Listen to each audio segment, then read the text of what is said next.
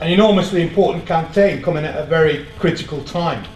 As you will know, you don't need explaining from me that black communities, whether they be African, Caribbean or Asian or other ethnic minority communities, occupy the lower scale in terms of access to opportunities, economic opportunities in terms of jobs, highest unemployment, highest levels of poverty within those communities.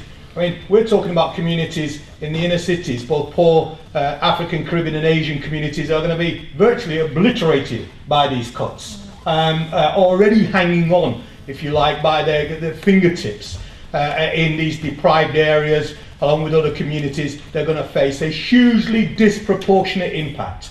When you look at the number of Afro-Caribbean people and Asian people who work in the public sector, and the number of women within those communities who work in that public sector, these are people who are going to be losing their jobs, or families are going to be driven down to unemployment. The facilities and the resources that this government is going to target in relation to these cuts, social care, welfare provision, housing benefit. Have you ever heard the scandal that they're trying to do with housing benefit, trying to ship out London's poor to God knows where, copying sort of the Lady Porter Westminster model of those sorts of things. So we're looking at huge impacts in our communities. Now we've got local councils. Every black activist who's in the trade union, every trade unionist out there, through reorganisation, that euphemism, we're going to have a reorganisation, which usually means we've got the opportunity to clear out everybody that we don't want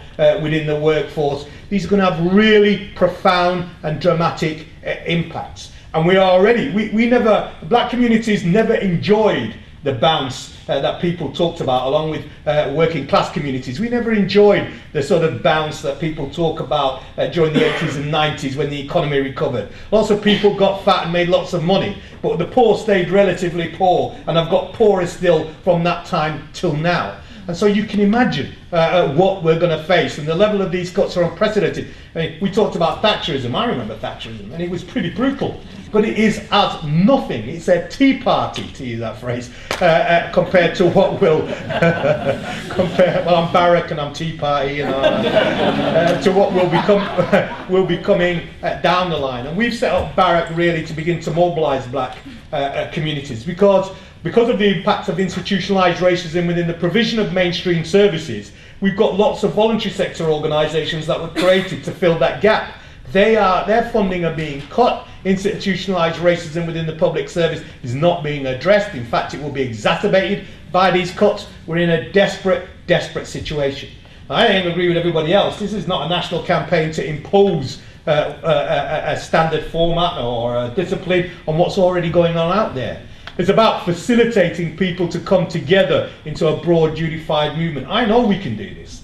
I know we can do it. I know that the communities out there who are now primed and who are gearing up to defend their sure start centres, their elderly people's luncheon clubs, their libraries and their swimming pools and their playground and so on, will be with us 100%. And it really behoves us to show the leadership that has been shown by the steering group and Paul, in addition to others, to set out our stall and build this national coalition. The colours are red, black and green. Red for the flag and green for the Green Alliance and black for the black community. I think we'll take that. We called our campaign BARAC, not because we're overly impressed by Obama, but because I know that he came from a Southside community organising history. Him and people like Saul Alinsky in the south side of Chicago, who wrote Rules for Radicals, used their strategies for confronting the federal authorities and the state authorities in Chicago,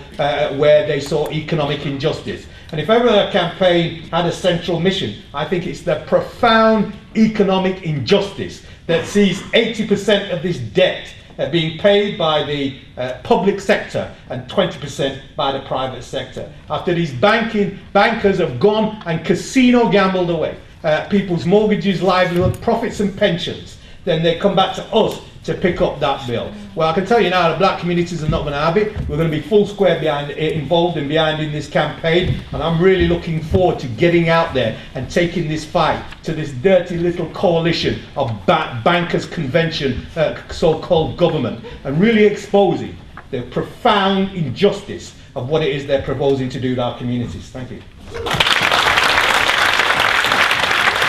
Thanks very much, Rick.